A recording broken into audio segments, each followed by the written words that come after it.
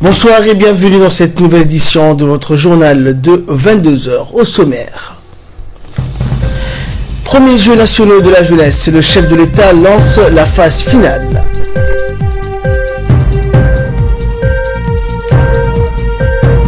Et en nouvelle demande au Proche-Orient, réclamation d'évaluation d'un journaliste palestinien. Bonsoir à toutes et à tous et merci de nous rejoindre pour cette nouvelle édition. Le président de la République a procédé hier après-midi au lancement de la phase finale des Jeux nationaux de la jeunesse au stade Al-Hajj Hassan Goulet Abtidon.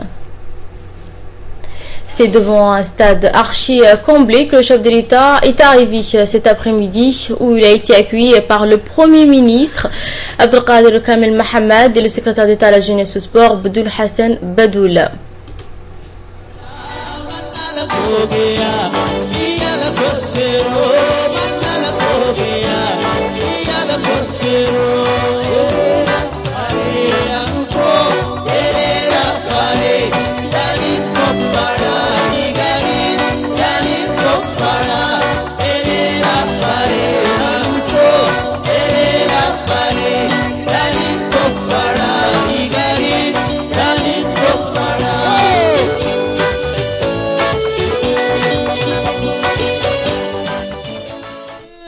Le président de l'Assemblée nationale et les membres du gouvernement, les parlementaires ainsi que les autorités civiles et militaires du pays ont été également présents au stade Goulet pour le lancement des phases finales des Jeux nationaux de la jeunesse. Un programme riche en animation, notamment un défilé des différentes troupes des jeunes venus des quatre coins du pays ainsi qu'une série de mouvements d'ensemble exécutés par quelques 2000 jeunes et animations musicales et danses folkloriques étaient au menu de cette cérémonie. Rappelons à titre d'information que ces premiers Jeux de la jeunesse ont été lancés en août 2015 par le secrétaire d'État à la jeunesse et au sport et avaient regroupé quelques 20 000 jeunes djiboutiens. Et durant le lancement de la phase finale des Jeux nationaux de la jeunesse hier au stade Goulet par le président de la République Ismaël Omar Guelleh s'est déroulé un programme d'animation culturelle et folklorique d'une variété et d'une beauté exceptionnelle avec de nombreux défilés et des chorégraphies. Lors de cette grande cérémonie lancée par le président de la République de la phase finale des Jeux nationaux de la jeunesse, le public était ébloui de voir et d'apprécier un programme aussi bien ficelé, riche en animation, notamment en défilé multiforme des troupes des jeunes. Même les danses folkloriques étaient travaillées pour casser toute monotonie avec des mouvements d'autant harmonieux qu'attirant les yeux d'un public averti et venu nombreux en la circonstance. Ces événements des Jeux nationaux de la jeunesse sous la houlette du secrétariat d'État à la jeunesse et au sport sont avant tout la concrétisation bien visible de la vision du président de la République à donner toute sa place à la jeunesse dans notre société. Et c'est avant tout une manière d'offrir à la jeunesse tous les moyens nécessaires à son épanouissement éducatif, sportif ou autre en vue de prendre à la construction et au développement du pays à l'avenir. Il s'agit aussi de détecter l'émergence de nouveaux talents dans toutes les disciplines sportives et culturelles.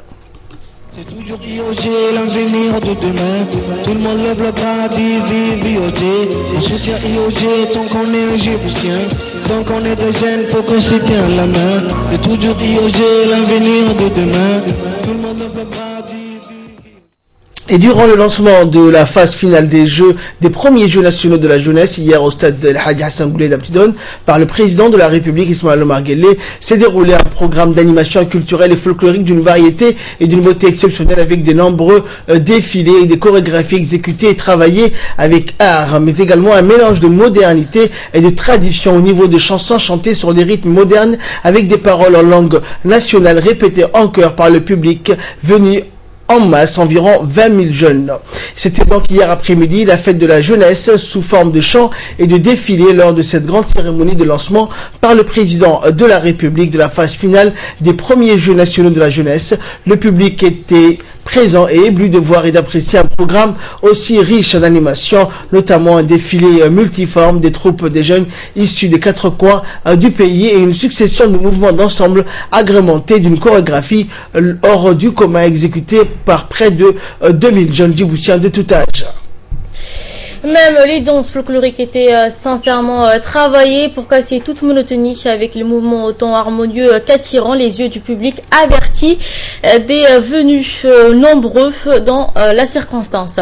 Cet événement des Jeux nationaux de la jeunesse sous la houlette du secrétaire d'État à la jeunesse et au sport Abdel Hassan Badoul est avant tout la concrétisation bien visible de la vision du président de la République à donner toute sa place à la jeunesse dans notre société. C'est avant tout une manière d'offrir à la jeunesse pour tous les moyens nécessaires à son épanouissement éducatif, sportif ou autre en vue de prendre la construction du développement du pays à l'avenir. Il s'agit aussi de détecter l'émergence de nouveaux talents dans toutes les disciplines sportives et culturelles.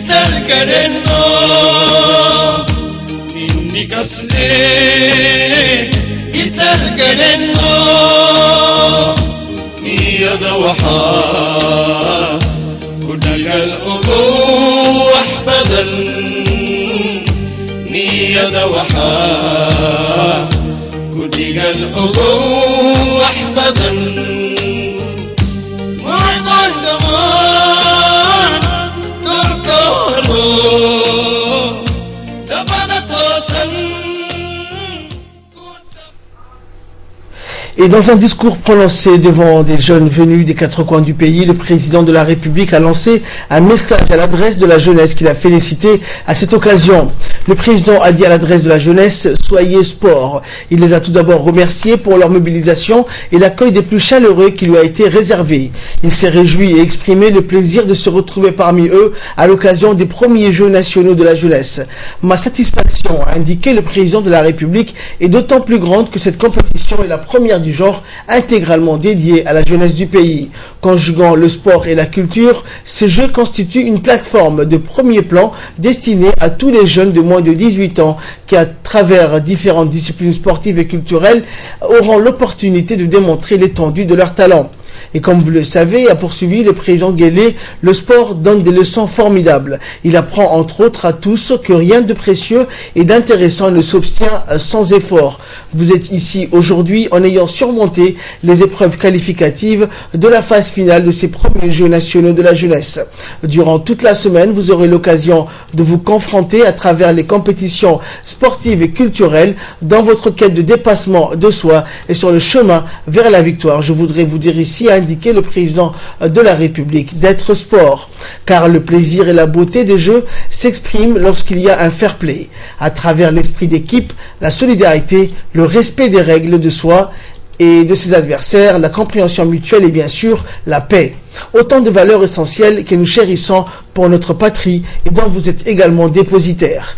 Les Jeux nationaux de la jeunesse s'inscrivent en conséquence dans la voie de la formation et de la performance, car ils permettent l'éclosion des futurs champions et des citoyens exemplaires attachés à leur patrie et fiers de leur patrimoine culturel.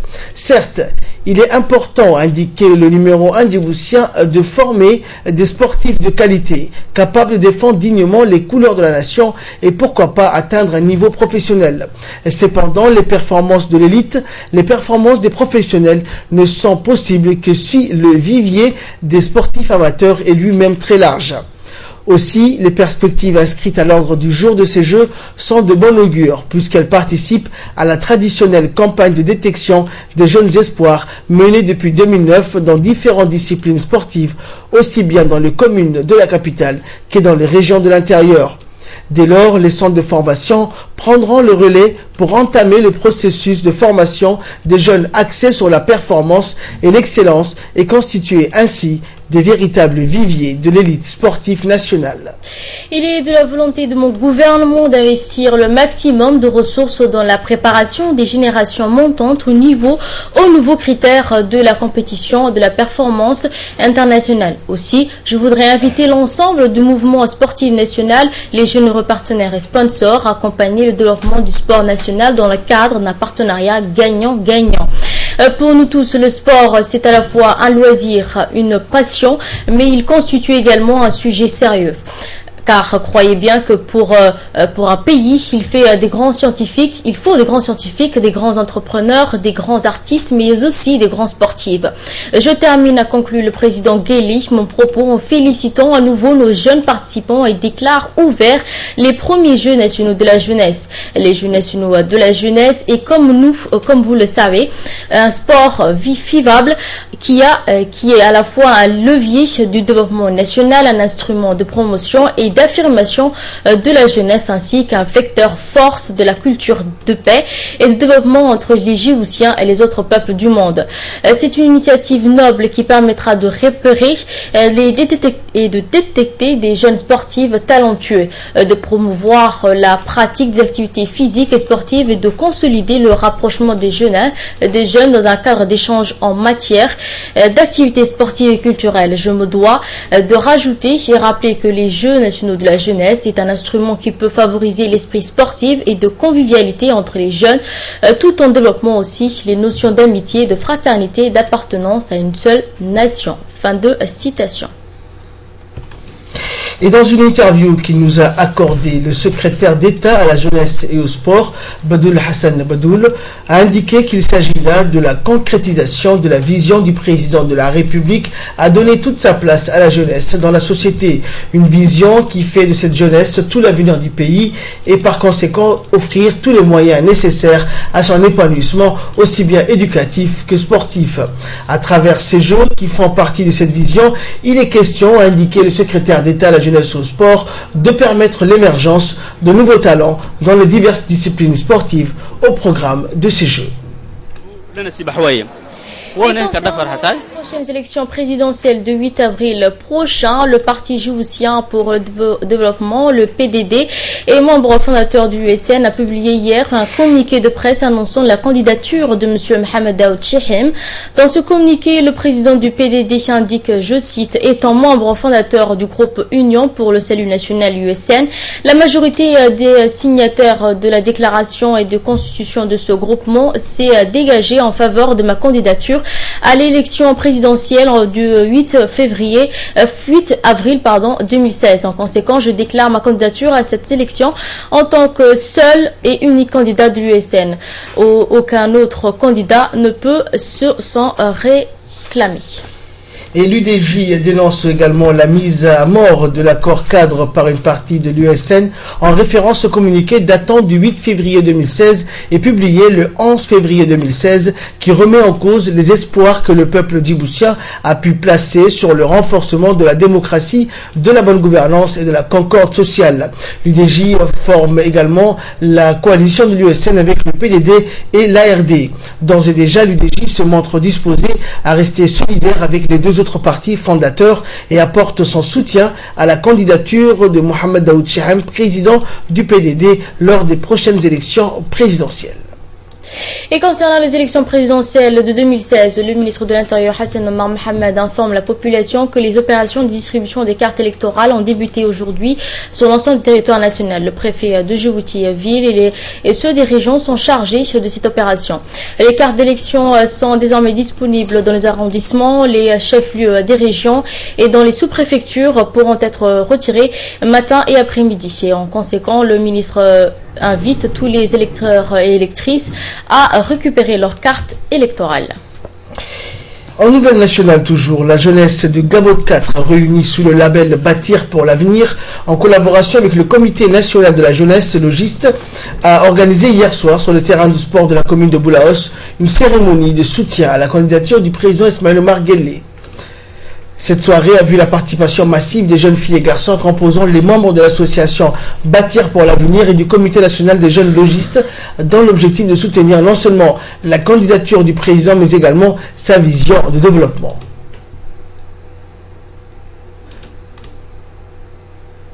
Les jeunes de Gabon 4 ont tous dénoncé dans leurs interventions au podium les dangers des drogues qui guettent les jeunes. Ils ont exhorté leurs jeunes concitoyens d'aller de l'avant en s'occupant par exemple des activités telles que la pêche, le commerce et éventuellement d'acquérir des savoir-faire comme la conduite des véhicules et des divers engins. Dans tous les quartiers on va passer et on va faire des comités yogistes. Autre manifestation populaire en faveur du nouveau mandat 2016 du chef de l'État. Cette fois-ci, il a eu lieu au centre de développement communautaire d'Al-Hiba.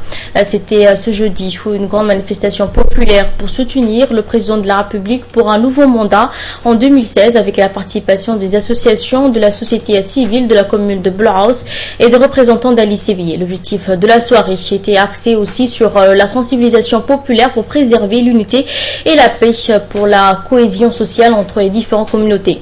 Organisée par la communauté du quartier d'Al-Hiba, Makam Krama Wadajir, aussi avec le soutien des leaders communautaires dont M. Djilani Hassan et les commerçants, et été animé par le grand artiste djiboutien Abaïzit en présence des jeunes groupes folkloriques et les adeptes du Kung Fu Wushu. Les gens d'Ali Sévillé qui ont vraiment fait ce travail. Parce que il faut savoir que la jeunesse djiboutienne aujourd'hui, c'est une jeunesse unifiée, c'est une jeunesse unie, c'est une jeunesse qui parle pour un seul langue, pas pour diverses langues.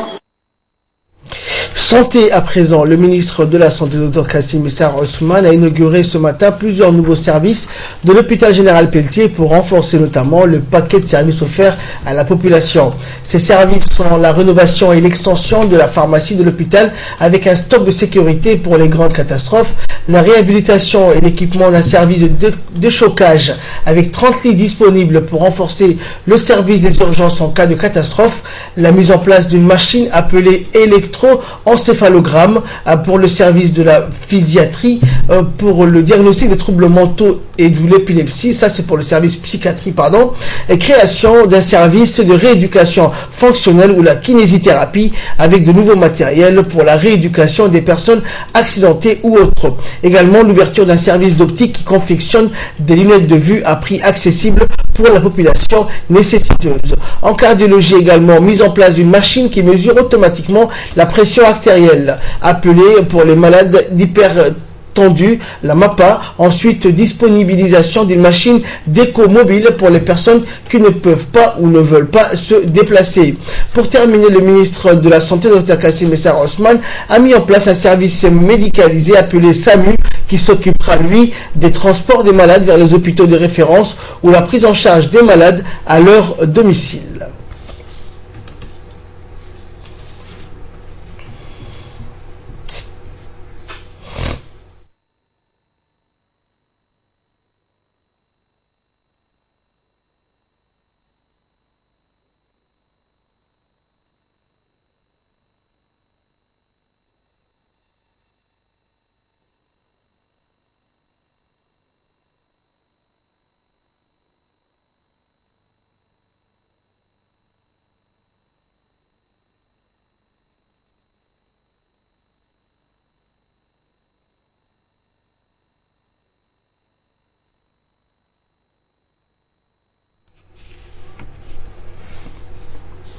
Le ministre de la Santé, Dr Kassim Issa Ousmane, nous a accordé une interview dans laquelle il a indiqué qu'il se réjouissait de l'ouverture de ces différents services dans l'enceinte de l'hôpital Pelletier. On l'écoute.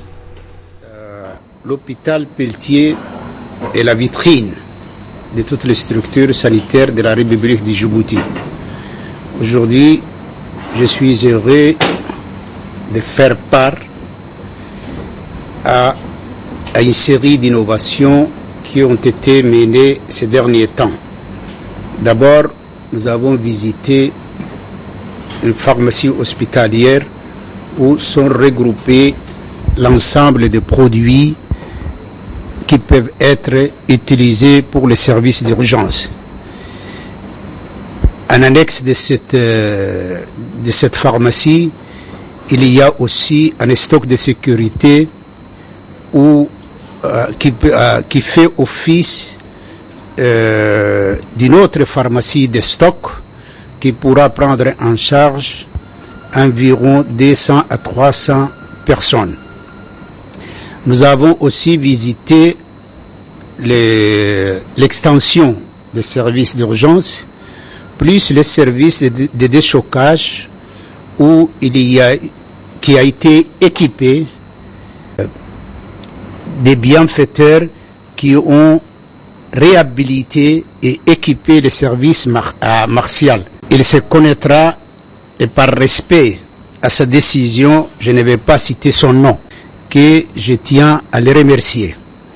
Par la suite, nous avons visité aussi les services de psychiatrie où les médecins viennent d'acquérir un appareil d'électroencéphalogramme, un appareil qui permet d'abord de différencier les différents troubles mentaux et qui par la suite lui permettent de poser un diagnostic sûr qui sûrement sera suivi d'un traitement approprié. Un dernier point, j'ai aujourd'hui le plaisir de vous annoncer que nous allons mettre à partir de samedi un service de SAMI avec une ambulance équipée qui aura à son bord un médecin, un infirmier avec son trousseau d'urgence et une sage-femme selon les circonstances et les besoins. Et ce service de SAMI permettra aux malades soit de se faire traiter chez eux, soit de rassurer aussi un transfert médicalisé. Santé toujours, une première dans la région d'Obok au centre médico-hospitalier où l'équipe médicale du bloc opératoire du CMH d'Obok a réalisé le premier accouchement par césarienne d'une femme et une réfugiée yéménite âgée de 35 ans. La mère et les bébés se portent bien. Cet accouchement a été fait dans le nouveau bloc opératoire du centre médico-hospitalier d'Obok qui a été complètement réhabilité pour prendre en charge les femmes réfugiées yéménites. Et suite au renforcement du bloc opératoire par des équipements de pointe et par un personnel qualifié, à savoir un gynécologue, des sages-femmes, est destiné pour réduire les évacuations sanitaires des femmes enceintes qui accouchaient à Djibouti en cas de complications. Aujourd'hui, toutes les conditions ont été réunies pour assurer un service de qualité pour toutes les femmes de la région afin de leur permettre d'accoucher dans des bonnes conditions, même en cas de complications. Le médecin-chef du CMH, Dr Helem Ar-Bahim, et l'équipe du bloc opératoire sont très heureux de pouvoir disposer d'un plateau technique de qualité qui leur permet de réaliser cette césarienne. Je propose d'écouter le docteur. Le bloc opératoire d'Obok voit le jour aujourd'hui parce qu'il a pris en charge une patiente, une femme enceinte, souffrante avec son bébé, qui présentait une urgence obstétricale. Et ce cas a été opéré ici par nos équipes. Donc c'est une histoire à succès du CMH d'Obok. Donc je pense qu'on peut se féliciter. Tout ça grâce à l'équipe de FINIAP qui a pu réhabiliter le bloc opératoire et l'équipe de l'UNICEF qui a équipé ces blocs. À partir d'aujourd'hui, notre population, nos femmes enceintes qui souffrent de X pathologies, et toutes les urgences obstétricales peuvent être prises en charge ici au CMH. Je voudrais d'abord remercier les autorités du CMH Obok et l'équipe qui a été donnée par le FINIWAP avec l'équipe du service de gynécologie obstétrique du CMH Obok, qui ont travaillé en commun et qui ont été à la base du succès que nous avons eu parce que nous avons réussi à faire la première césarienne dans cette région d'Obok. Ça c'est aussi un remerciement qui va à l'endroit de FINIWAP qui a pu disponibiliser l'équipe d'un gynécologue, d'un anesthésiste et d'une sage-femme au niveau du CMH et qui sont résidents pour pouvoir éviter les problèmes qui pourraient surgir. Éducation à présent, le secrétaire général du ministère de l'Éducation nationale de la formation professionnelle, Haroun Amaraden, a dirigé ce matin les travaux d'une réunion avec les responsables des établissements scolaires de la capitale en présence des hauts cadres et responsables du ministère qui ont pris part aux travaux de cette réunion dans la salle de conférence du MELFOP. Cette rencontre s'inscrit dans le cadre des rendez-vous réguliers entre les hauts responsables du MELFOP et les chefs d'établissement. Aujourd'hui, les hauts responsables ont profité de la rencontre avec les chefs d'établissement pour faire la restitution des observations et des constats relevés lors des visites d'inspection et de contrôle inopinés dans les écoles de la capitale. Le secrétaire général a longuement rappelé les responsabilités qui incombent aux chefs d'établissement. Le succès dans le travail d'un établissement et à contrario, les déficiences ou les dysfonctionnements ne sont que le reflet du niveau d'engagement et d'implication du responsable de cet établissement, a-t-il notamment souligné. Plus généralement, la rencontre a permis aux chefs d'établissement et aux responsables du ministère de recevoir la copie dans le rendement pédagogique, administratif et la gestion financière de nos écoles sur la base des constats effectués lors des visites d'inspection. Un large débat et des réflexions bien senties se sont développées autour des principaux voies et moyens susceptibles d'améliorer le rendement pédagogique des enseignants, l'efficacité du travail administratif, le cadre scolaire, la rigueur de la gestion financière. Les responsables du MENFOP et les chefs d'établissement sont parvenus à des résolutions communes et des décisions ont été prises pour apporter les aménagements nécessaires afin d'améliorer la qualité du travail aussi bien pédagogique que la gestion administrative et financière des établissements scolaires. Nous allons de là à Ali-Sévillé. Le conseil régional d'Ali-Sévillé a abrité ce matin un atelier de formation des formateurs en danse folklorique et en répercussion. Ce lancement d'atelier a été organisé par le ministère des Affaires musulmanes, de la culture et du bien WARF durant les 3 jours de l'atelier de formation électro-folklorique de la région d'Ali-Sévillé, issu de la ville d'Ali-Sévillé d'Al-Adek. Etc. ont participé à la maîtrise des danses folkloriques animées par un moniteur en danse folklorique, M. Elias Mahmoud Elmi. La cérémonie du lancement a vu la participation du deuxième préfet adjoint, M. Khadar Idriss Sougé, le directeur de la culture, M. Ousmane Bouh. Le deuxième préfet adjoint s'était réjoui de l'atelier de formation des formateurs en danse folklorique. Il a mis l'accent sur l'intérêt qu'il porte à la préservation de notre patrimoine culturel. Il a exhorté que les participants bénéficient de cette formation pour peu. Autre nouvelle du pays, une délégation d'officiers supérieurs des forces armées djiboutiennes conduite par le général Ousmane Nour Soubaglé et accompagnée de l'ambassadeur djiboutien en Somalie, Daïb de Badroblé, est arrivée ce matin à Baladouine, capitale du district de Hiran en Somalie. À leur descente d'avion dans l'aéroport Ogas Khalif de la ville de Baladouine, la délégation djiboutienne a été accueillie par le gouverneur du district de Hiran et les officiers militaires djiboutiens de la MISOM. La visite de cette délégation militaire de haut rang intervient une semaine après la fin du déploiement du 3e bataillon djiboutien, le IL-3 en Somalie. Depuis l'aéroport, les officiers supérieurs djiboutiens et le diplomate ont été transportés dans les différentes installations du dispositif militaires des soldats djiboutiens, à savoir la base El Djalé et les camps La Magalay et Urachil de la ville. Après avoir observé les dispositions et la situation de nos soldats, la délégation s'est entretenue avec les responsables militaires pour dresser notamment le constat et donner leur avis. Ensuite est venu pour un premier contact avec les responsables de l'administration de l'État fédéral de la Somalie et les sages de la ville. Les discussions ont porté sur le renforcement des relations entre les populations et les soldats djiboutiens. Car fort du soutien indéfectible de la population locale, les soldats djiboutiens ont été marqués par la réussite totale des missions de maintien de paix, notamment à Hiran, objectif principal de la présence des forces africaines en Somalie. Ainsi, la délégation a quitté la ville en début d'après-midi pour un retour vers Djibouti.